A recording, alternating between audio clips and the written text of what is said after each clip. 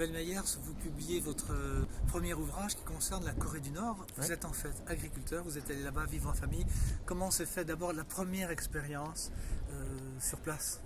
En fait, on n'avait pas du tout l'idée d'écrire avant d'y aller. On est allé travailler donc là-bas par curiosité d'abord.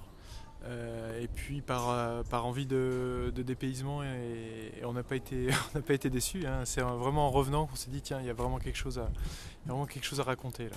Alors on ne sait pas forcément qu'il y a des projets, c'est une collaboration encore entre la France et le régime coréen du Nord?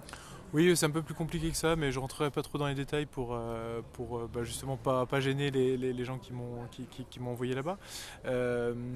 Mais oui, voilà, on a travaillé sur l'agriculture.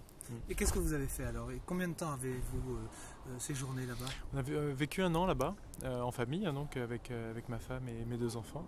Et puis on a partagé un petit bout de la vie quotidienne à la fois des expatriés et puis des Coréens.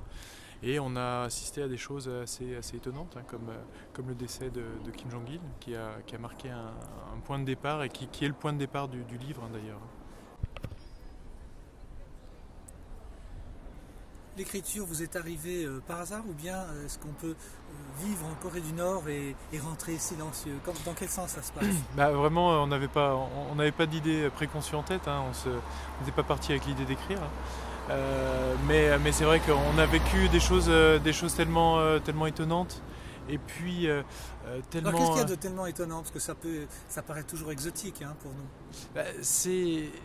Disons que tout est un étonnement permanent en Corée du Nord et c'est ça qui est tellement... Pour nous c'est un peu le dépaysement ultime et donc effectivement on a eu envie de raconter les funérailles de Kim Jong-il qui ont été vraiment un événement... Vous avez pu y assister? Oui.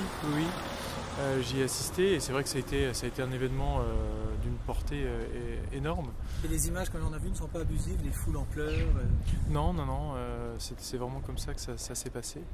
Et donc on a essayé en fait, l'idée du livre, c'est aussi d'apporter autre chose qu'un regard de journaliste, c'est-à-dire un regard qui est plus lié à la vie quotidienne, puis au contact qu'on a eu, les échanges humains. En quelle langue parliez-vous? Français. Et anglais. Et anglais? Ouais. On était à chaque fois à travers le prisme de la traduction.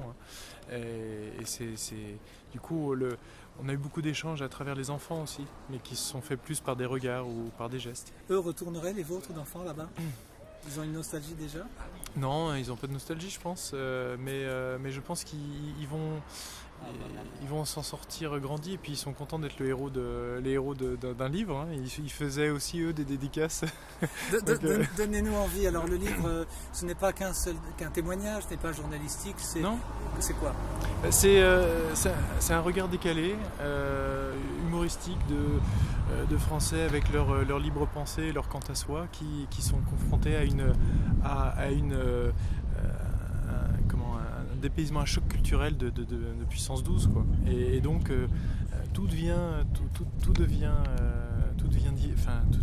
à la fois prêt à rire et des fois un peu à désespérer. C'est-à-dire vous et votre femme, vous souhaiteriez repartir là-bas ou bien c'est une expérience?